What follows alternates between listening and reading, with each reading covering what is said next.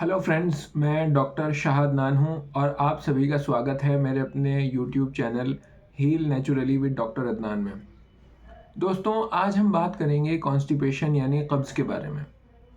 हमारे आसपास बहुत सारे ऐसे लोग हैं जिन्हें ये बीमारी है, जिन्हें कब्ज़ है, जिन्हें कई कई दिन तक मुस्तकिल पेट साफ़ नहीं होता और पेट साफ़ जब नहीं होता, जब स्टूल पास नहीं होता तो वो फ्रेश फ़ील नहीं करते और ना ही कुछ खाने पीने का मन करता और अपहरा बना रहता है, गैस बनती रहती है, भूख नहीं लगती। और एक बड़ा अच्छा यूनानी के अंदर कहा गया है कि कब्ज़ जो है वो तमाम बीमारियों की जड़ है।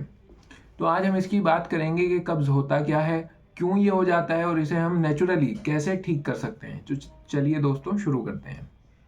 सबसे पहले कॉन्स्टिपेशन यानी कब्ज़ किसे कहेंगे?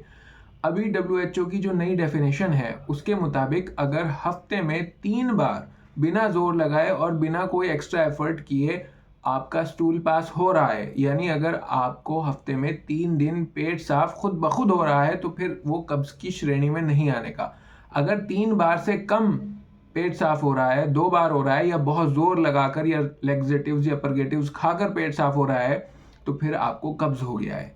अब कब्ज होने के मुख्य कारण जो हैं वो दो हैं। नंबर 1 जो हमारा अनहेल्दी खान पान है और नंबर 2 जो हमारा फिजिकल एक्टिविटी नहीं हम करते, हमारा अनहेल्दी लाइफस्टाइल है।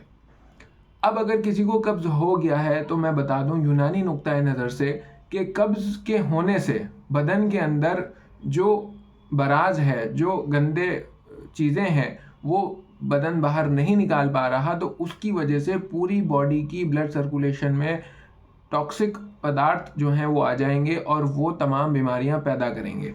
कब्ज़ का होना यूनानी पॉइंट ऑफ व्यू से बहुत ख़तरनाक है और ये बहुत सारी बीमारियों का जन्मदाता है। तो हमें हर हाल में ये कोशिश करनी चाहिए कि किसी भी हाल में हमें कब्ज़ ना हो। अगर हम वैसे भी अपनी मेडिकल फील्ड से हटके भी देख लें तो कब्ज़ होने से हम सबको पता है कि कितनी मुश्किलात हमारे सामने आ जाती हैं। हर वक्त गैस बनती रहती है, खट्टी डकारें आ सकती हैं, पेट उभरा हुआ रहता है, भूख नहीं लगती और हम तमाम दिन इसी चक्कर में रहते हैं कि किसी तरह से हमारा पेट साफ़ हो जाए, जो कि एक अलग से साइकोलॉजिकल प्रेशर हमारे ऊपर बना रहता है। तो कब्ज़ का होना बहुत सारी बीमारियों की जड़ है और मैंने जैसे बताया कि अनहेल्दी लाइफस्टाइल और अनहेल्दी फूड की वजह से ये हो जाता है। आजकल लोग क्या कर रहे हैं कि उनकी लिक्विड इंटेक कम हो गई है, फिजिकल एक्टिविटी ज़ीरो हो गई है और खाने में बर्गर, पिज़्ज़ा और चाइनीज़ नूडल्स ये सब चीज़ें हम लोग खा रहे हैं, जिसकी वजह से हमारा पूरा डाइजेस्टिव सिस्टम ढंग से वर्क नहीं कर पाता और जिसकी वजह से कब्ज़ हो जाता है। तो अब जिन लोगों को कब्ज़ हो गया है उन्हें क्या करना चाहिए? तो ये मैं आपको 3 पॉइंट्स बता रहा हूँ, इन्हें बहुत ही गौर से सुनिए। नंबर 1, अपनी लिक्विड इंटेक बढ़ा दीजिए। कम से कम 2 से ढाई लीटर पानी रोज़ पीना है ताकि कब्ज़ ना हो। लिक्विड इंटेक का कम हो जाना कब्ज़ का एक मुख्य कारण है। दूसरी चीज़, अपनी फिजिकल एक्टिविटी को बढ़ाइए। अगर आपकी फिजिकल एक्टिविटी बिल्कुल कम है या है ही नहीं तो फिर बहुत मुश्किल है कि कब्ज़ ठीक हो और सिर्फ कब्ज़ ही नहीं, फिर तो दुनिया भर की लाइफस्टाइल डिसऑर्डर्स आपको पकड़ लेंगे। तो आपको करना यह है कि अपनी फिजिकल एक्टिविटी को बढ़ाना है। कम से कम अगर आप बहुत कोई सी क्रॉनिक इलनेस के शिकार नहीं हैं तो 4 से 5 किलोमीटर डेली आपको वॉकिंग करनी चाहिए।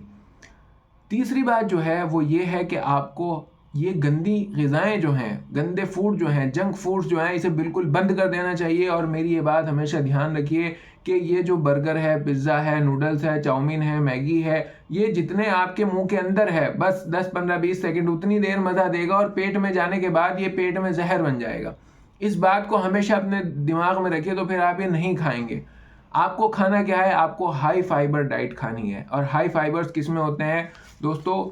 अगर आप चाहें हाई फाइबर डाइट तो अमरूद खाइए, संतरा खाइए, आम खाइए, केला खाइए, सेब खाइए, मूंगफली, बादाम, अखरोट, कीवी फल और गाजर, ये सब हाई फाइबर्स फ्रूट हैं, इन्हें आपको लेना चाहिए। इसके अलावा राजमा, चना आप ये भी ले सकते हैं, लेकिन जो ये जंक फूड हैं इन्हें बंद करिए। दोस्तों, मैं ये चाहता हूँ कि नेचुरल तरीक़ों से आपको बताऊँ कि कैसे बीमारियाँ दूर हो सकती हैं। आप मेरे चैनल पर बने रहिए और इसे सब्सक्राइब कर लीजिए ताकि ये यूज़फुल इन्फॉर्मेशन मैं आप तक पहुँचाता रहूँ। इसके अलावा एक मैं आपको यूनानी की दवा बता रहा हूँ, क्योंकि फ़ौरी रिलीफ़ अगर आपको चाहिए तो उसके लिए आता है एक इत्रिफ़ल मुलय्यन। इतरिफल मुलैयन, हमदर्द या किसी भी कंपनी का ले लीजिए और रात को सोने से पहले गर्म पानी से 5 ग्राम इतरिफल मुलैयन खा लीजिए, तो आपको जो है सुबह में आपकी कब्ज़ की समस्या दूर हो जाएगी। लेकिन फॉरएवर रिलीफ के लिए आपको ये 3 काम करने पड़ेंगे।